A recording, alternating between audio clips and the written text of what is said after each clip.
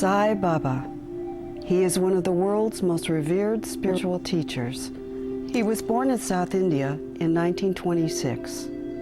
As a child, it was well known that Baba had an uncommon compassion, wisdom, and generosity, and that he gave his helpings of food to beggars, eating almost nothing himself. He exhibited scholarly knowledge of things he could not have studied. At an early age, Sai composed exquisite music in classical Indian style, music that was used at religious festivals and that contained the knowledge and wisdom of a sage. Sai Baba shows us how society should ideally function.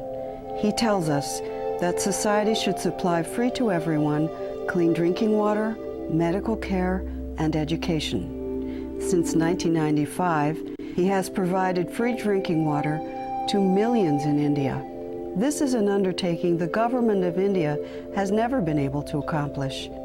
It is the single largest social benefit project carried out by a private organization anywhere, ever, and it was done without once soliciting funds.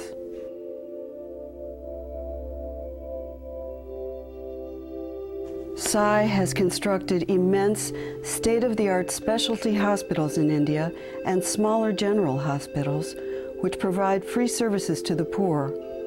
These services range from open-heart surgery to instruction about hygiene. Emphasis is placed upon healing not only the body, but the mind and soul as well.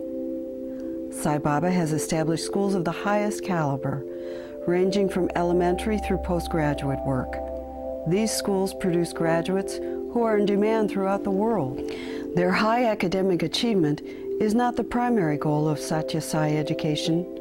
The goal is not merely information, but transformation and the building of character for society's leaders of tomorrow. Baba's devotees and students distribute food, clothing, medical care, and love to the needy around the world. Sai Baba founded and leads membership in the Satya Sai organization in over 170 countries. The members of these Sai centers are united by a common goal: spiritual growth. Centers study the teachings of Sai Baba and sacred literature of all religions. They gather for devotional singing and humanitarian service projects. Baba says he is not here to start another religion. Rather, he urges others to be the best within their own religion if that is what they choose. He says all faiths share in the eternal presence of love. And, as Betty Babcock, an American follower of Sai Baba, says, that eternal presence is available for all people to discover. The eternal presence is there, and there's no difference. And that's what Baba tells us time and time again. Love all beings as manifestations of the same divinity that is the very core of yourself. Love all beings, that is enough. Sai Baba says his task is to bring about the spiritual regeneration of humanity through truth and love. Los Angeles heart surgeon Dr. Chowdhury Voletti says ancient spiritual texts spoke 5,000 years ago of the intention to bring harmony to the earth. During eras of long darkness that come to the world, God periodically sends incarnations of God, avatars as they're called, to bring added light. I think Sai Baba is, I would say, depending on, he's like a mirror. You see in him what you want to see. And I see in him an avatar come here to make our life better, more purposeful, more goal-oriented, and make the whole world a better place for everybody. Love is God. God is love. Where there is love, there God is. Sai Baba teaches that all hearts are motivated by the one and only God. He tells us to cultivate the attitude of oneness between people of all creeds, all countries, and all continents. He says, "This is the message of love I bring." A lesson learned quickly by Sean Brown, a longtime Sai Baba follower from Australia. Swami also, he gave a very powerful quote where he said, love is the natural state and any other emotion is unnatural. When you radiate love to a person, if you send a wave of selfless love to a person, it must have some impact on them. If you keep radiating love to them, slowly and gradually it will change them.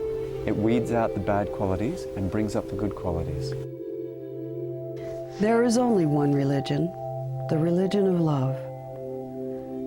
There is only one caste or race, that of humanity.